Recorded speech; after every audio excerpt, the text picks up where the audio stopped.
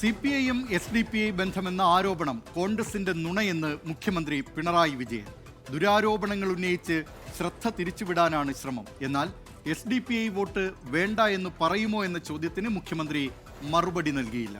ചോദ്യങ്ങളിൽ മുഖ്യമന്ത്രി ക്ഷുഭിതനാവുകയും ചെയ്തു. UDFന് പറയേണ്ട ഒരവസ്ഥ വന്നിരിക്കുകയാണ്. അതായത് നുണയെ ആശ്രയിക്കുകയാണ്, വസ്തുതകളെയല്ല. ഇവിടെ എല്ലാ ഘട്ടത്തിലും വർഗീയതയുമായി വിട്ടുവീഴ്ചയില്ലാത്ത സമീപനം സ്വീകരിച്ചിട്ടുള്ളത് LDF ആണ് എന്നത് എല്ലാവർക്കും വ്യക്തതയുള്ള കാര്യമാണ്.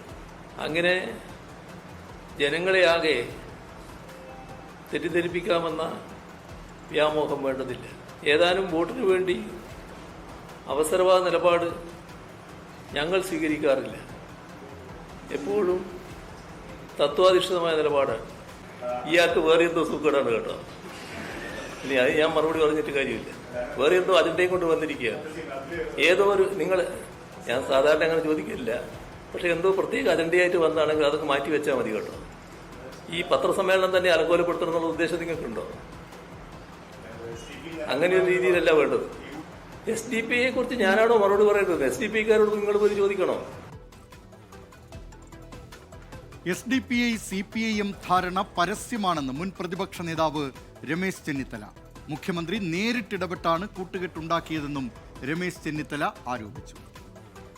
കേരളത്തിൽ SDPI CPM തമ്മിൽ പരസ്യധാരണയാണ്. രണ്ട് സ്ഥാനാർത്ഥികൾ മങ്കടയിലും പിന്നെ അതോടൊപ്പം തന്നെ വേങ്ങര ഉൾപ്പെടെയുള്ള സ്ഥലങ്ങളിൽ SDPI സ്ഥാനാർത്ഥികളായവരാണ് ഇപ്പോൾ CPM സ്ഥാനാർത്ഥികൾ. മുഖ്യമന്ത്രി തന്നെ നേരിട്ടിടപെട്ടാണ് SDPIയുമായിട്ടുള്ള കൂട്ടുകെട്ടുണ്ടാക്കിയത്.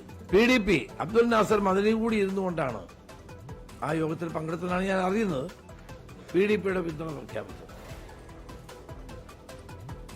വിവരങ്ങളുമായി കോഴിക്കോട് നിന്ന് അജി കുഞ്ഞുമോൻ ചേരുന്നു.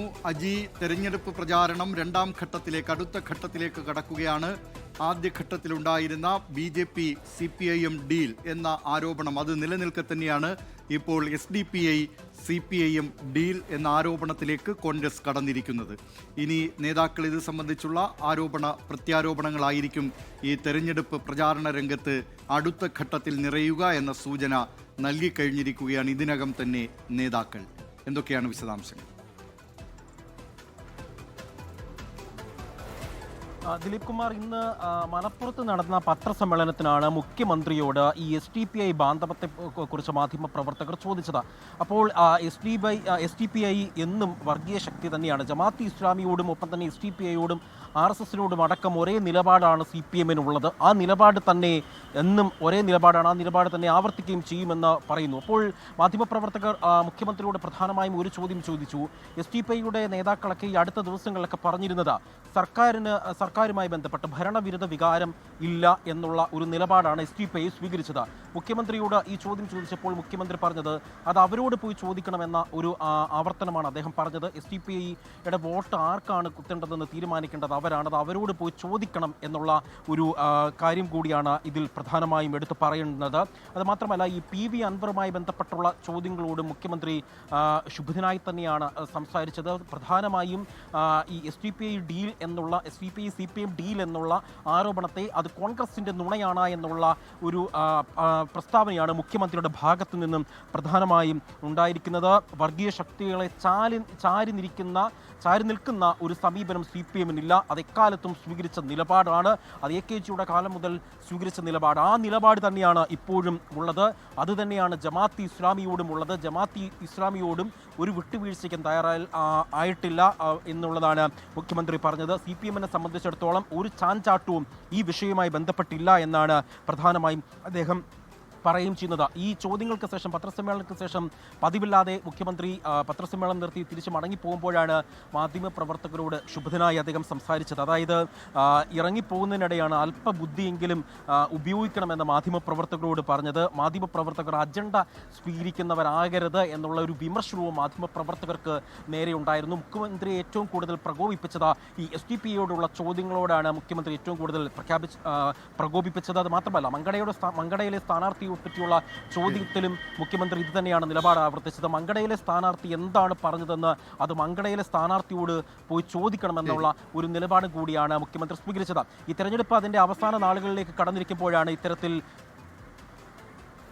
വോട്ടിനു വേണ്ടി നിലപാട് മാറ്റില്ല എന്ന് മുഖ്യമന്ത്രി പറയുമ്പോഴും SDPI സംബന്ധിച്ച ചോദ്യങ്ങളോട് മുഖ്യമന്ത്രി ക്ഷോഭത്തോടെയാണ് പ്രതികരിച്ചത്. PV അൻവർ ഉന്നയിച്ച ആരോപണത്തെ സംബന്ധിച്ചും മരുമോനിസം സംബന്ധിച്ച ചോദ്യത്തോടും മുഖ്യമന്ത്രിയുടെ പ്രതികരണം ക്ഷോഭത്തോടെയായിരുന്നു.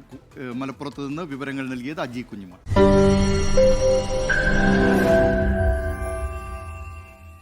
ലോകത്തെവിടെയായാലും ഏത് സമയത്തും 24 വാർത്തകളും ഓഗ്മെന്റഡ് റിയാലിറ്റി പാക്കേജുകളും എക്സ്പ്ലെയിനറുകളും വിശദമായി കാണാൻ ഞങ്ങളുടെ യൂട്യൂബ് ചാനൽ നിങ്ങൾക്ക് സബ്സ്ക്രൈബ് ചെയ്യാം.